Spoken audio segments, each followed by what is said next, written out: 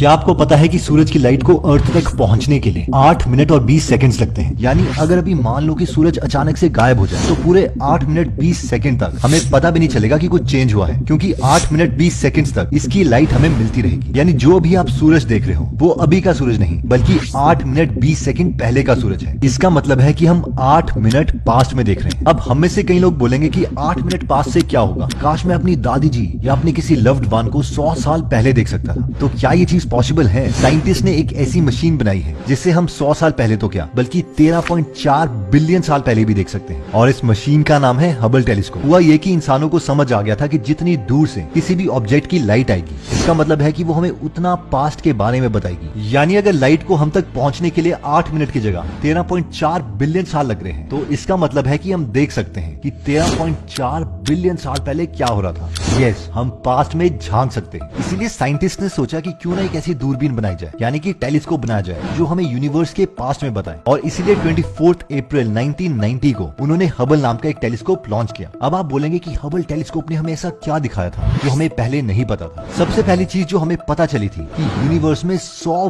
Billion से भी ज्यादा गैलेक्सीज हैं। 1996 में साइंटिस्ट ने हबल टेलीस्कोप के साथ एक अजीब सी चीज करनी चाहिए। उन्होंने स्पेस में हबल को उस डायरेक्शन में घुमाया जहां पर कुछ भी नहीं था, बिल्कुल काला स्पेस। बहुत से बाकी साइंटिस्ट को लगा कि ये तो हबल टेलीस्कोप का टाइम वेस्ट हो रहा है, क्योंकि हबल की एक लाइफ है और इस टाइम में हबल से हम कुछ और चीजें देख सकते हैं, नई डिस्कवरीज कर सकते हैं। बट इस काले स्पेस में जो ह्यूमंस को दिखा उससे सबके होश उड़ गए। उस छोटे से एरिया में ही उन्हें 3000 से ज्यादा गैलेक्सीज मिली। इस इमेज में हर एक छोटा लाइट का स्पॉट भी गैलेक्सी है। उसमें करोड़ों सूरज है, करोड़ों सोलर सिस्टम है और अर्थ की तरह करोड़ों प्लैनेट्स हैं। और इस इमेज को नाम दिया गया अल्ट्रा डीप फील्ड। हबल की दूसरी अमेजिंग डिस्कवरी जो मुझे अच्छी लगती है वो है Saturn and it's 3 moons. Hubble ने सैटर्न की बहुत क्लियर इमेज अर्थ में सेंड करी, जिसमें हम उसके 82 में से 3 मून्स देख सकते हैं। नेक्स्ट आता है पिलर्स ऑफ क्रिएशन। 1995 में हबल ने एक ब्यूटीफुल इमेज ली जिसे कहा गया पिलर ऑफ क्रिएशन। इसका ये नाम इसलिए पड़ा क्योंकि इस इमेज में हम गैस और डस्ट देख सकते हैं जिसमें नए स्टार्स यानी सूरज बन रहे हैं। 1995 में space.com ने इस इमेज को हबल की टॉप 10 इमेजेस में से एक बताया।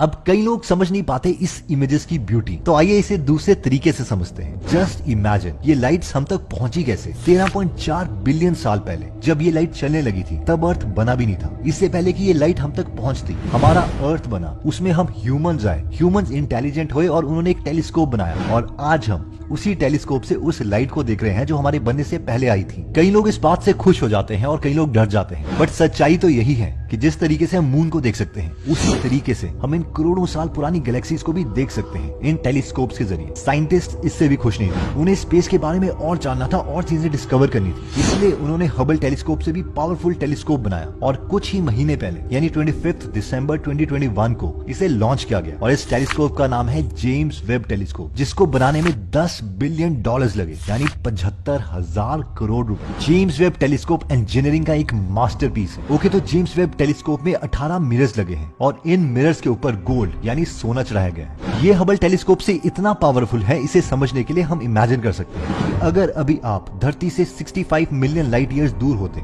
और वहां पर जेम्स वेब टेलीस्कोप से अर्थ को देख रहे होते, तो आपको अभी वहां पर अर्थ पर डायनासोर्स दिख रहे होते, क्योंकि 65 मिलियन साल पहले अर्थ पर डायनासोर्स थे। यानी इतनी डिटेल्ड फोटोग्राफी है जेम्स वेब टेलीस्कोप की। और ये इसीलिए है क्योंकि जेम्स वेब टेलीस्कोप स्पेस में इंफ्रारेड लाइट को डिटेक्ट करता है, जबकि हबल नहीं कर सकता। क्या आपको पता है कि जेम्स वेब टेलीस्कोप का लॉन्च बहुत साल तक पोस्टपोन होता रहा और इसका रीजन है हबल टेलीस्कोप। देखो, एक्चुअली हुआ ये था कि जब हबल टेलीस्कोप स्पेस में लॉन्च किया गया था तो उसके साइंटिस्ट को पता चला कि उसके मिरर में थोड़ी सी खराबी है, जिसकी वजह से इमेजेस क्लियर नहीं आ रही थी। साइंटिस्ट की बहुत बेइज्जती हुई, लेकिन फिर उन्होंने एस्ट्रोनॉट्स को दोबारा हबल के पास भेजा और उसकी रिपेयर्स करवाई। लेकिन जेम्स वेब टेलीस्कोप को लॉन्च करने के बाद अगर पता चलता है कि इसमें कोई खराबी है तो उसे रिपेयर नहीं किया जा सकता। इसका सबसे बड़ा रीजन है कि जेम्स वेब हमसे बहुत दूर है, ऑलमोस्ट 1 मिलियन माइल्स, जिसका मतलब है कि जेम्स वेब मून से भी ज्यादा दूर भेजा गया है। दूसरा रीजन इसका लेट लॉन्च करने का है इसकी इनसेन इंजीनियरिंग। क्या आपको पता है कि टेलीस्कोप को काम करने के लिए बहुत ही कम टेम्परेचर की जरूरत है, इसीलिए इसमें 5 टेनिस कोर्ट जितनी बड़ी फॉइल्स लगाई गई हैं ताकि इसके मिरर्स हमेशा कम टेम्परेचर में रहें। जो फॉइल सूरज की साइड रहती है उसका टेम्परेचर 110 डिग्री सेल्सियस है, यानी ऑलमोस्ट इतना गर्म कि पानी 1 सेकंड में वेपर्स में कन्वर्ट हो जाए। और जो 5th फॉइल है जहां पर मेन टेलीस्कोप है वो साइड इतनी ठंडी है कि उसका टेम्परेचर -223 डिग्री सेल्सियस है, यानी इतना ठंडा टेम्परेचर जो अर्थ में किसी भी पॉइंट पर नहीं है। जस्ट इमेजिन, इसका मतलब है कि 5 पतली फॉइल्स ने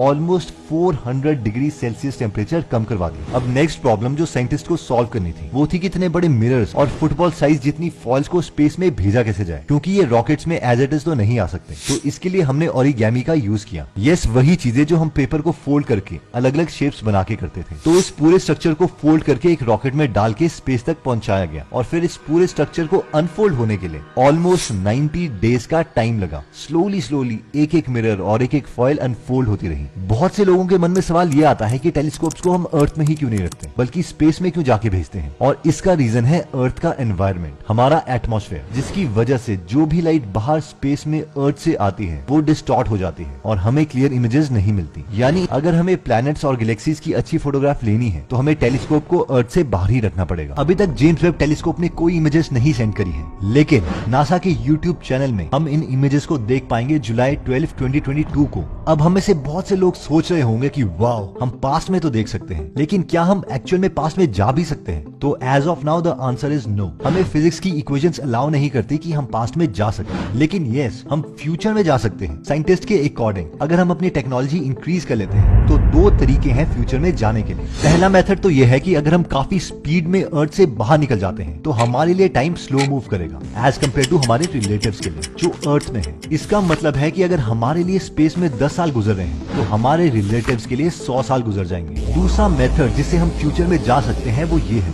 कि हम ब्लैक होल के पास जाएं और उसके पास जाके हम टाइम स्पेंड करें। इससे भी जो हमारे लिए टाइम होगा वो स्लो मूव करेगा, लेकिन हमारे रिश्तेदार जो घर पर हैं उनके लिए टाइम जल्दी मूव करेगा। अगेन वापस अर्थ में आने पर आपकी एज कम होगी जबकि आपके रिश्तेदार बूढ़े हो चुके होंगे। अब आई नो जो साइंस के स्टूडेंट्स नहीं हैं उन्हें लग रहा होगा कि ऐसे थोड़ी ना हो सकता है, बट ये थियरी आइंस्टाइन की इक्वेशन से ही आती है। तो दोस्तों, इस वीडियो में हमने सबसे पहले देखा कि जितनी दूर हमसे कोई चीज होगी उतना ही टाइम उसकी लाइट को हम तक पहुंचने में लगेगा। यानी हम जो अभी सूरज देख रहे हैं वो 8 मिनट पहले का सूरज है। इसके बाद हमने देखा कि कैसे साइंटिस्ट ने इसी कॉन्सेप्ट को यूज करके सोचा कि क्यों ना करोड़ों साल पुरानी लाइट को देखा जाए, जिसके लिए उन्होंने हबल टेलीस्कोप भी बनाया। वैसे तो हबल ने हजारों फोटोग्राफ्स खींची हैं, लेकिन हमने 3 बेस्ट इमेजेस देखी। उसमें पहली थी कि हबल को एक छोटे से खाली स्पेस में 3000 गैलेक्सीज मिली और हर गैलेक्सी में करोड़ों प्लैनेट्स और करोड़ों सूरज हैं। इसके बाद हमने सैटर्न की क्लियर इमेज देखी जिसमें उसके रिंग्स और 3 क्लियर मून्स भी दिखाई दे रहे हैं। और फिर हमने पिलर्स ऑफ क्रिएशन इमेज देखी जिसमें हमने देखा कि कैसे नए सूरज बनते हैं। इसके बाद हमने recently launched James Webb telescope के बारे में बात की कि कैसे जेम्स वेब इंफ्रारेड लाइट को कैप्चर कर सकता है, जिसकी वजह से वो ऐसे बहुत सी चीजें देख सकता है जो कि हबल टेलीस्कोप भी नहीं देख सकता।